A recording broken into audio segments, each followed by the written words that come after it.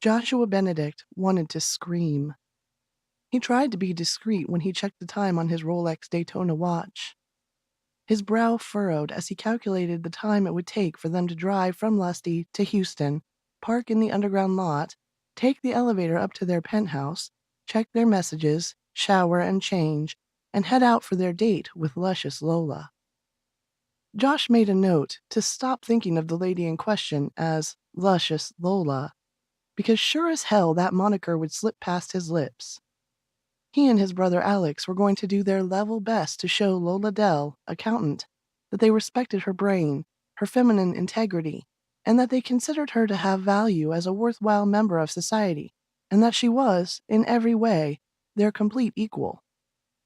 Although he would admit, under duress, that he really didn't understand women very well, he did know one thing. If she thought for one moment that it was her G-cup bra that had been the first thing to draw them to her, and the main reason they had put her on their list in the first place, they would be toast. He shot a glance to his brother Alex, and noted his closest sibling seemed equally concerned about being late for their date too.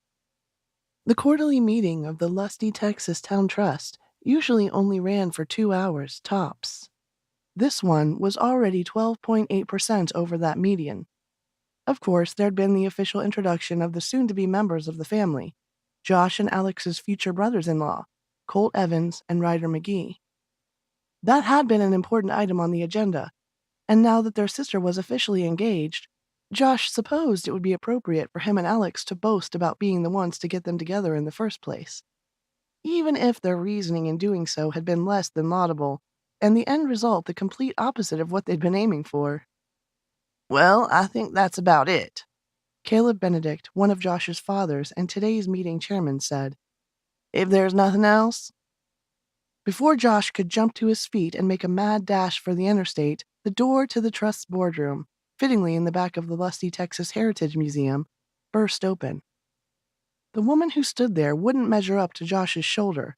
She was tiny, white-haired, and had not that long ago celebrated her 90th birthday.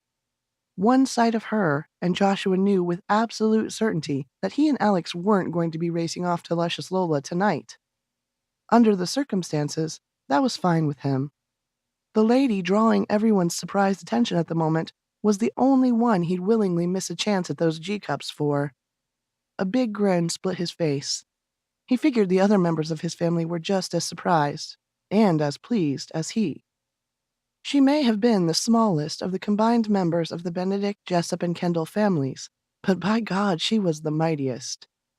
Her name was Catherine Wesley Benedict, Josh's grandmother, and she was the undisputed head of the families. "Just keep your shirts on, people. That especially applies to the ladies among us. This meeting isn't over until I say it's over." His sister Susan was the first to recover. "Grandma Kate! You're back!" Once that dam burst, everyone started calling out greetings and getting in line for hugs from the oldest and most loved, and, not coincidentally, the most feared, member of the Lusty Town Trust. Josh joined that line, of course, because he loved his Grandma Kate almost more than he loved his own mother. Every time he put his arms around her, like now, he was mindful that she was getting older, and that her bones, if not her spirit, were becoming more delicate with each passing year. "I'm so glad you're here," she told him as she patted his face. He didn't hear that sentiment directed to any other member of the family. With his chest puffed out, he returned to his seat. Grandma Kate received the last hug and then made her way to the head of the table, where Joshua's father, Caleb, held his chair for her. Then Grandma Kate looked at Josh and then Alex. "This is a very difficult time to be in the oil business, isn't it?" Josh raised one eyebrow and looked over at his brother. They hadn't shared with anyone in the family the nasty letters they'd been getting in the last month. It simply defied comprehension how Grandma Kate could always know so much about what was going on in everyone's life. After all, there were so many of them. "One company behaves irresponsibly, causing ecological devastation," the matriarch continued, "and we're all tarnished with the same brush.